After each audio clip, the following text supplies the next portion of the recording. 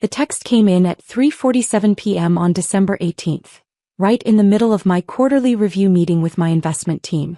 I glanced at my phone and saw my brother Michael's name on the screen. "Hey everyone, don't come to Christmas this year. Patricia and I decided we want a peaceful holiday with just our family. We don't want any drama. Thanks for understanding. Michael." I stared at the message for a moment, then typed back, "Understood."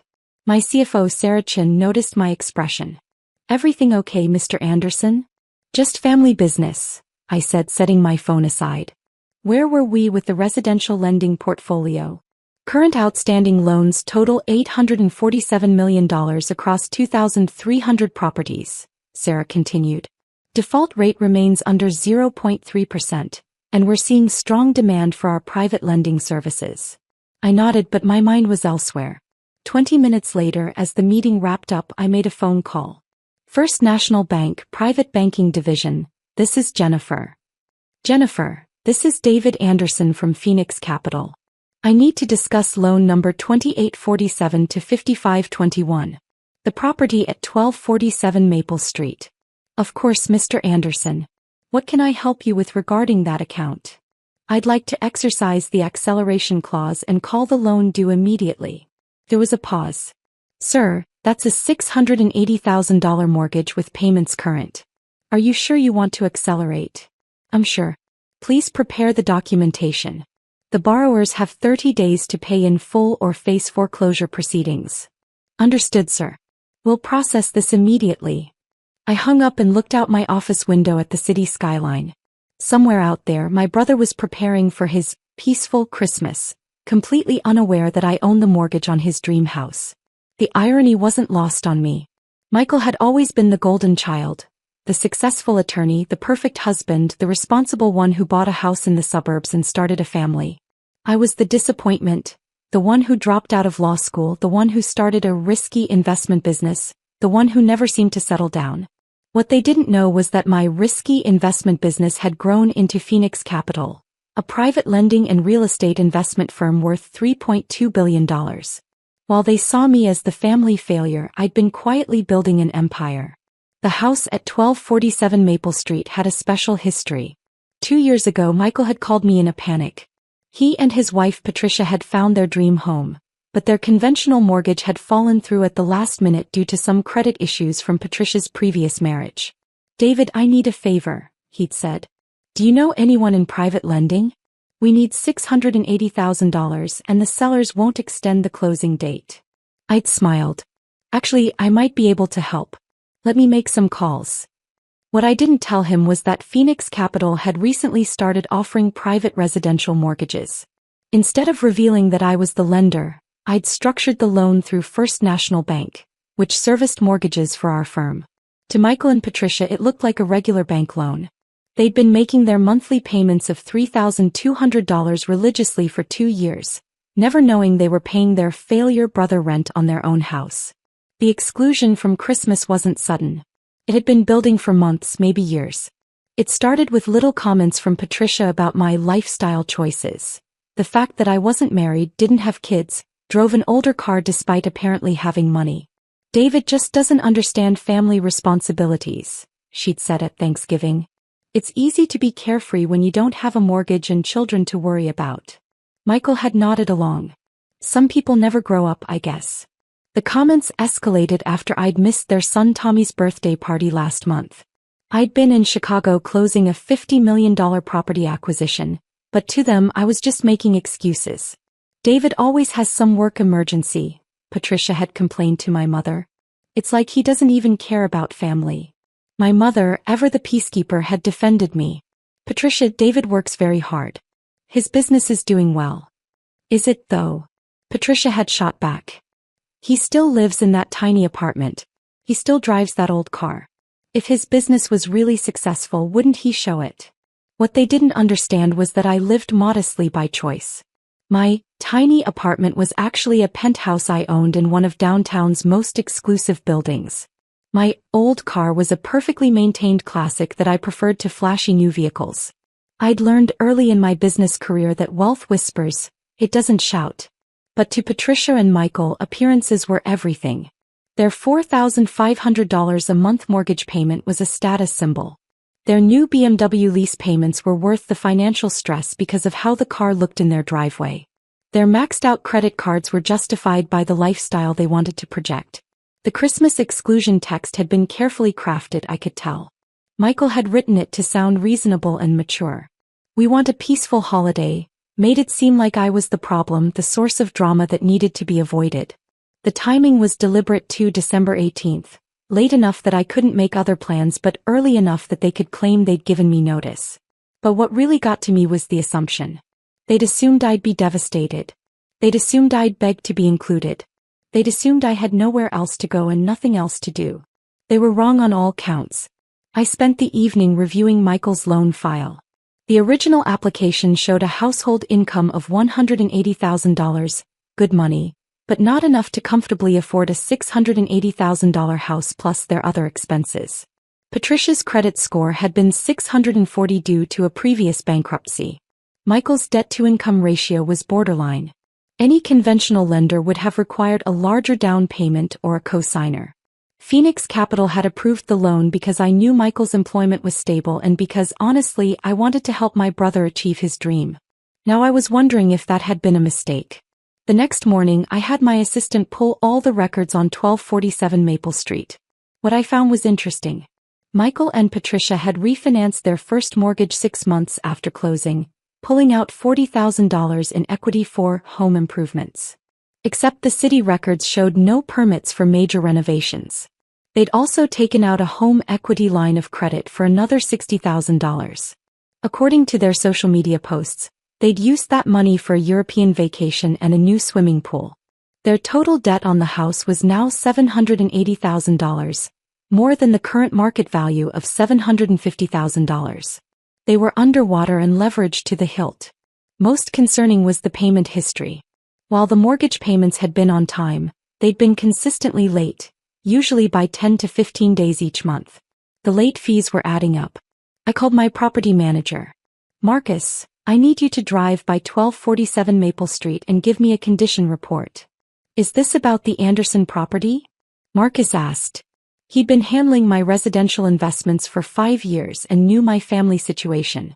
"Yes. I want to know what shape the house is in." Marcus called back 2 hours later. "Mr. Anderson, I've got some concerns. The exterior paint is peeling, the gutters are damaged, and the landscaping is severely neglected. There's also what looks like pool equipment scattered around the backyard. Any neighbors willing to talk?" I spoke with Mrs. Johnson next door.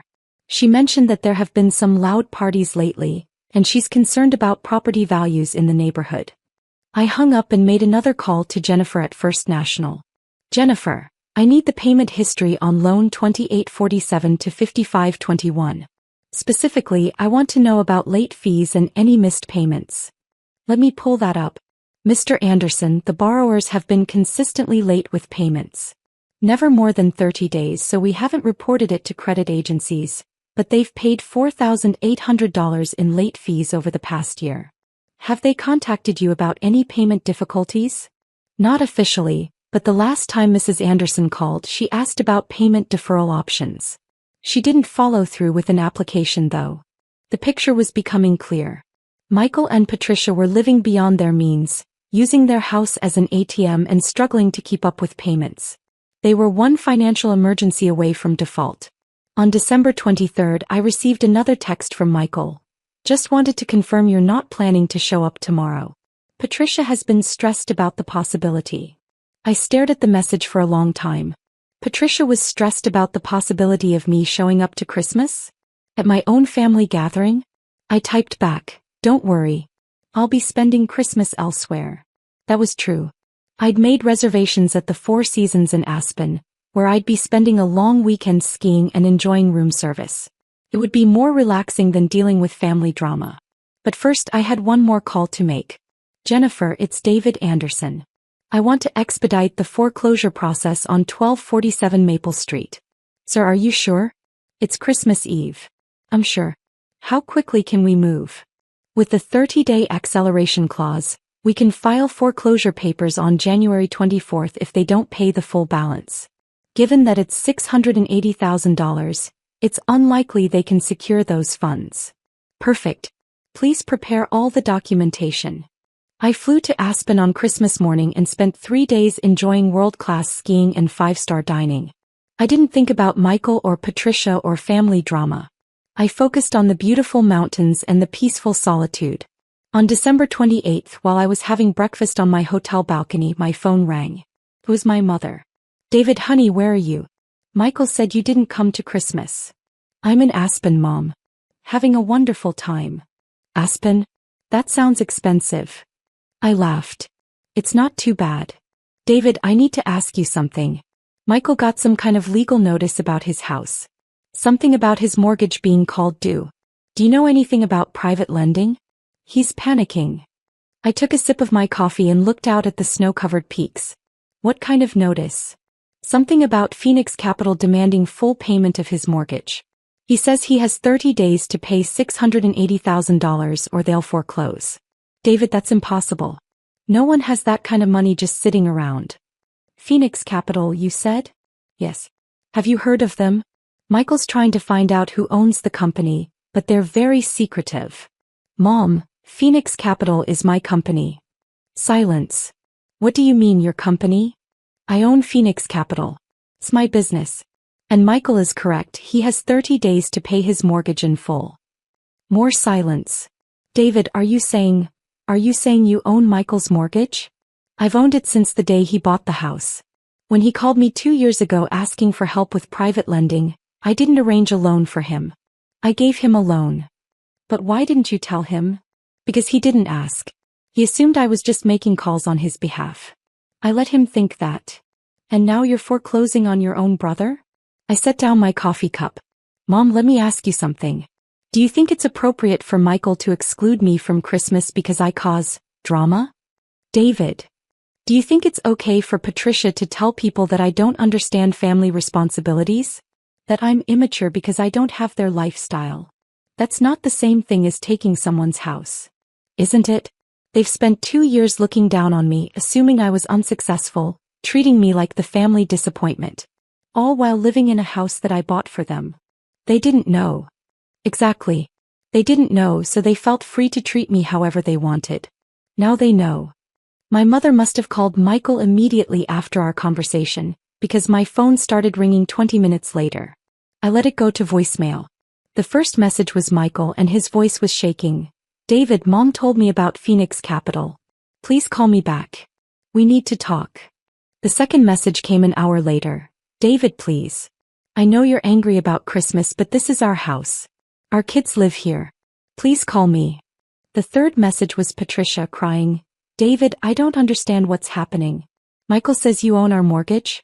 That can't be right. Please call us back. By the end of the day, I had 12 voicemails and 37 text messages. I ignored them all and went skiing. On December 30th, Michael drove to my apartment building. He didn't know I was still in Aspen, so he waited in the lobby for 3 hours before the doorman told him I was out of town. He left a note. David, I'm sorry about Christmas. I made a mistake. Please don't take our house.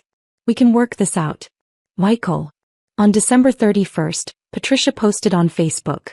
If anyone knows David Anderson or has connections with Phoenix Capital, please message me. We're facing foreclosure due to a misunderstanding. The irony of Patricia asking for help finding me while simultaneously not knowing I owned the company foreclosing on her house was not lost on my friends, several of whom called to ask if I'd seen the post. On January 2nd, Michael went to First National Bank and demanded to speak with someone about his mortgage. Jennifer told him that all decisions regarding Phoenix Capital loans had to be made by the company directly. How do I contact Phoenix Capital? Michael asked. You can submit a written request for loan modification to their corporate office, Jennifer replied, handing him a form. Michael filled out the form requesting a meeting with Phoenix Capital's CEO to discuss his mortgage situation. The form landed on my desk the next morning. I returned from Aspen on January 3rd, rested and clear-headed. My assistant handed me a stack of messages, 47 from family members, 12 from First National Bank, and 6 from attorneys Michael had apparently consulted about fighting the foreclosure. I called Jennifer first. Mr. Anderson, the borrowers have been calling daily. They're requesting a loan modification meeting. Set it up for January 15th at 2 p.m. Conference room A. Should I tell them who they'll be meeting with? Just tell them they'll be meeting with the decision maker. Next, I called my attorney. David, I've been getting calls from some lawyer representing your brother. He's claiming the foreclosure is retaliatory and asking about family relationships between Phoenix Capital and the borrower. What did you tell him? I told him that Phoenix Capital makes lending decisions based solely on contractual obligations and payment history. The borrower violated the acceleration clause, so the loan is due. But any legal issues? None. The contract is ironclad, and they've been consistently late with payments. You're on solid legal ground. January 15th arrived cold and snowy. I dressed in my best suit and arrived at the Phoenix Capital offices early to prepare for the meeting. At 2 p.m. sharp, Michael and Patricia arrived with their attorney, a nervous-looking man named James Peterson. My assistant escorted them to conference room A, where I was waiting at the head of the table. The look on their faces when they saw me was worth the entire ordeal. David, Patricia whispered. What are you doing here? I'm the CEO of Phoenix Capital, I said calmly. Please, sit down. Michael was staring at me like he'd seen a ghost. You're the CEO? I'm the founder and majority owner, yes. They sat down slowly, their attorney looking confused. Mr. Anderson, Peterson said, I wasn't aware you had a personal relationship with my clients. They're my brother and sister-in-law, I replied, which makes this situation particularly disappointing. Michael found his voice. David, I don't understand. How long have you owned Phoenix Capital? 8 years. I started it after I dropped out of law school. But you said you were making calls on our behalf when we needed the mortgage. No, Michael. You said you needed help with private lending. I helped you. I just didn't specify that the help was coming directly from me. Patricia was starting to cry. David, we had no idea. If you'd known what? That I was successful? That I owned a multi-billion-dollar company? Would you have treated me differently? Of course. So you only treat people well when you think they're successful? She opened her mouth, then closed it. Michael leaned forward. David, about Christmas? What about Christmas? I made a mistake. I was wrong to exclude you. Why? Because you're family. I was family on December 18th when you sent that text. What's changed? Michael looked at his hands. We didn't know who you were. You knew exactly who I was. I'm your brother. That should have been enough. I opened the folder in front of me. Let's discuss your mortgage situation. Peterson pulled out his legal pad. My clients are requesting a loan modification. Your clients are requesting mercy, I interrupted. Let's be honest about what this is. Michael nodded. David, we're asking for mercy. Tell me why I should show you mercy. Because we're family, Patricia said. You excluded me from Christmas because I caused drama. You told people I don't understand family responsibilities. You treated me like an embarrassment for 2 years while living in a house I bought for you. We didn't know, Michael said quietly. Would it have mattered if I'd been working at McDonald's? Would I have deserved more respect then? They were both crying now. David, Michael said, I'm sorry. I'm so sorry. We were wrong about everything. What specifically were you wrong about? We judged you based on appearances. We assumed you weren't successful because you don't show off. We treated you badly because we thought we were better than you. And we excluded you from Christmas because Patricia was embarrassed by you. Patricia looked up sharply. Michael! It's true, he continued. She was embarrassed that her friends might meet you and think less of our family. Is that true, Patricia? She nodded, sobbing. I thought you were a loser. I'm so sorry. I looked at both of them for a long moment. They were broken, humbled, and finally seeing me clearly for the first time in years. Here are my terms, I said finally. First, the mortgage stays in place, but I'm reducing the interest rate from 4.8% to 2.9%. That will save you about $800 per month. They looked up, hope flickering in their eyes. Second, you'll refinance with a conventional lender within 2 years. I don't want to be your mortgage holder long term. We can do that, Michael said quickly. Third, no more late payments. One late payment and the acceleration clause goes back into effect. Understood.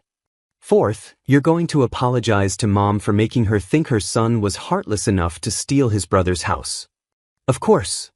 And fifth, I said, standing up, you're going to host a make-up Christmas dinner in February. You're going to invite the whole family, and you're going to publicly acknowledge that you misjudged me. Yes, Patricia said immediately. Yes, absolutely. And Patricia? You're going to explain to your friends that your brother-in-law is actually quite successful, and you're proud to be part of his family. She nodded vigorously. I closed the folder. Mr. Peterson, please prepare the loan modification paperwork. 2.9% interest rate, all other terms remain the same. As they gathered their things to leave, Michael turned back to me. David. Yes. Thank you. And I'm sorry. Really, truly sorry. I know you are, Michael. I just needed you to understand. The make-up Christmas dinner was held on February 14th, Valentine's Day, which Patricia said was symbolic of renewed family love. The entire extended family was there, including cousins, aunts, and uncles. Before dinner, Michael stood up to make a toast. I want to tell you all about my brother David, he said. For years, I thought I was the successful one in the family. I'm a lawyer, I have a nice house, I drive a good car. I looked down on David because he didn't have those things. The room was quiet. What I didn't know was that David owns Phoenix Capital, one of the most successful investment firms in the state. He's worth more than all of us combined. But more importantly, when Patricia and I needed help buying our house, David helped us without asking for credit or recognition. He looked at me. David, I'm sorry for judging you. I'm sorry for excluding you from Christmas. And I'm proud to be your brother. The room erupted in applause, and several relatives came over to congratulate me and ask about my business. Later, as we were cleaning up, Patricia pulled me aside. David, I owe you an apology too. You already apologized. Not properly. I was horrible to you. I said terrible things. I made assumptions about your life without ever bothering to get to know you. Patricia, let me finish. I want you to know that I've been thinking about why I acted that way, and I think it's because I was insecure about our own financial situation. It was easier to look down on you than to admit we were struggling. Are you still struggling? Less now, thanks to the lower mortgage payment. But David, I learned something important. Success isn't about what car you drive or how big your house is. It's about what you build and how you treat people. That's very wise. I learned it from watching you handle this whole situation. You could have destroyed us, but instead you taught us a lesson and gave us a second chance. A year later, Michael and Patricia successfully refinanced their mortgage with a conventional lender. They'd improved their credit scores, paid down their other debts, and increased their home's value with actual improvements. We now have monthly family dinners at rotating houses, and Patricia genuinely enjoys introducing me to her friends as her successful brother-in-law. Michael still practices law, but he's also started investing in real estate with my guidance. He's learning that building wealth is about patience and smart decisions, not just earning a high salary. Most importantly, they both learned that family is about more than appearances or success metrics. It's about showing up for each other, especially when it's not convenient or glamorous. The best part? Last Christmas, when they sent out invitations for their annual party, mine was the first one in the mail. Sometimes the most powerful lesson you can teach someone is what it feels like to lose what they take for granted. In this case, they almost lost their house, but more importantly, they almost lost their brother. I'm glad they chose to keep both.